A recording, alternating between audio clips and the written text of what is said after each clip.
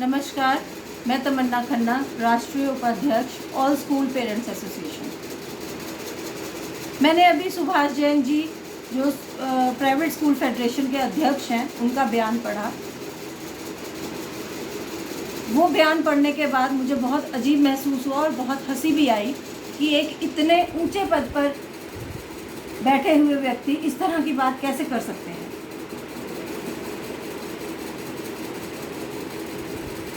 सुभाष जैन जी का कहना है कि स्कूल को पेरेंट्स के फीस ना देने से परेशानियों का सामना करना पड़ता है। अब DFRC की एक बैठक में जब सुभाष जैन जी के स्कूल का ऑडिट हुआ था तो उसमें उनके पास 17 करोड़ का सरप्लस मनी जो है रिजर्व में पाई गई थी। तो फिर वो ये बात कैसे कह सकते हैं? पहले तो उनको उस चीज़ का हिसाब देना चाहिए। अब रही बात, वो कह रहे स्कूल के खर्चे बढ़ रहे हैं। जब हम स्कूल की कोई प्रॉपर्टी यूज़ ही नहीं कर रहे हैं तो स्कूल के खर्चे कैसे बढ़ रहे हैं?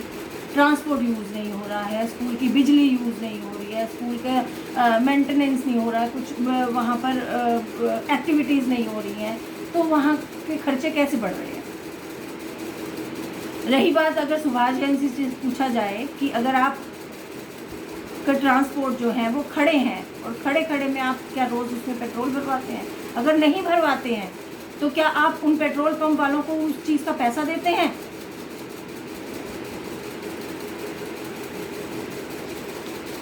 दूसरी बात, उन्होंने ये बोला है कि ऑनलाइन क्लासेस से स्कूल के खर्चे बढ़ रहे हैं। बिल्कुल भी नहीं, क्योंकि जो 2 ऐप यूज़ की जा रही हैं स्कूल में वो है एक जूम ऐप और गूगल ऐप।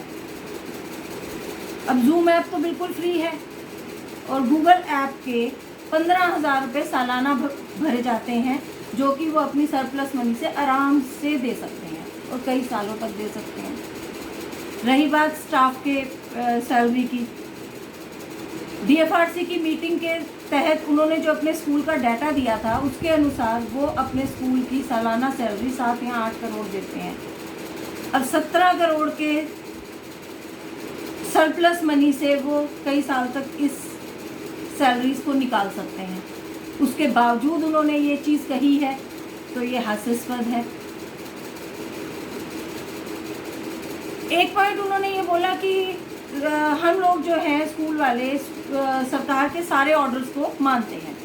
जी नहीं, जो ऑर्डर्स उनके फ़ायदे के होते हैं वो सिर्फ उन्हें मानते हैं।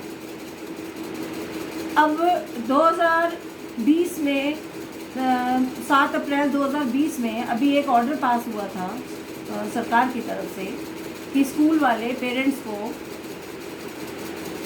फीस के लिए दबाव नहीं डाल सकते या परेशान नहीं कर सकते, लेकिन फिर भी निरंतर स्कूल वालों की तरफ से पेरेंट्स पर दबाव डाला जा रहा है और उन्हें धमकियां दी जा रही हैं कि अगर वो फीस जमा नहीं करेंगे तो उनके बच्चों को ऑनलाइन क्लासेस से वंचित रखा जाएगा।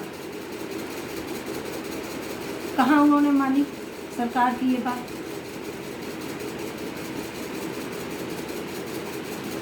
अब रही बात स्कूल खोलने के बाद के खर्चों की, तो पहली बात तो अभिभावकों का कहना है कि वैक्सीन आने के बाद ही स्कूल खोला जाए। स्कूल अभिभावकों की सरकार से यही डिमांड है कि वैक्सीन आने के बाद स्कूल्स को खोला जाए, क्योंकि बच्चे नहीं मानते हैं, बच्चे सोशल डिस्टेंसिंग का पालन नहीं कर पाते हैं। अगर उससे पहले स्कूल खुलते भी हैं तो कैपिटल एक्सपेंडिचर का जो खर्चा होता है वो संस्था उठाती है जो संस्था उस स्कूल को संचालित कर रही होती है। और ये चीज़ 2004 के सुप्रीम कोर्ट के एक जजमेंट में आई भी है, कही गई है। अब पता नहीं क्यों सुभाष जैन जी फिर भी प्रशासन और सरकार को इस तरह के खर्चे दिखाकर क्यों भ्रमित करना चाहते हैं, आई डोंट नो। हम लोगों की ऑल स्कूल पेरेंट्स एसोसिएशन की और अभिभावकों की सरकार से यही गुजारिश है कि प्लीज़ मिडिल क्लास और अभिभावकों को कुछ राहत दी जाए, क्योंकि इस कोविड-19 के चलते, लॉकडाउन के चलते कई परिस्थितियों का सामना करना पड़ा है अभिभावकों को। लोगों के कामकाज बंद हो गए हैं।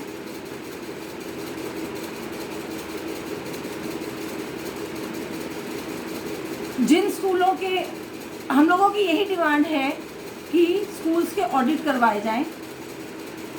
जिन स्कूलों के ऑडिट्स हो चुके हैं और उनकी सरप्लस मनी निकली है, तो प्लीज़ सरकार उन्हें निर्देशित करे कि वो पेरेंट्स को दबाव ना दे फीस जमा करने का। जिन स्कूलों के ऑडिट्स नहीं हुए हैं उनके करवाए जाएं। जैसे गाज़ियाबाद के डीएम ने एक निर्देश पारित किया है जिसमें एक स्कूल से बैलेंस शीट्स की डिमांड की गई है। उनके ऑडिट्स करने के बाद अगर सरप्लस मनी आती है तो प्लीज़ पेरेंट्स पे दबाव ना डाला जाए फीस जमा करने का, और बच्चों से ऑनलाइन क्लासेस से वंचित रहने मतलब वंचित ना रखा जाए। हम लोगों की सरकार से यही अपील है कि प्लीज़ पेरेंट्स पर थोड़ा ध्यान दें और फीस माफ़ी की तरफ थोड़ा सा ध्यान दें। धन्यवाद।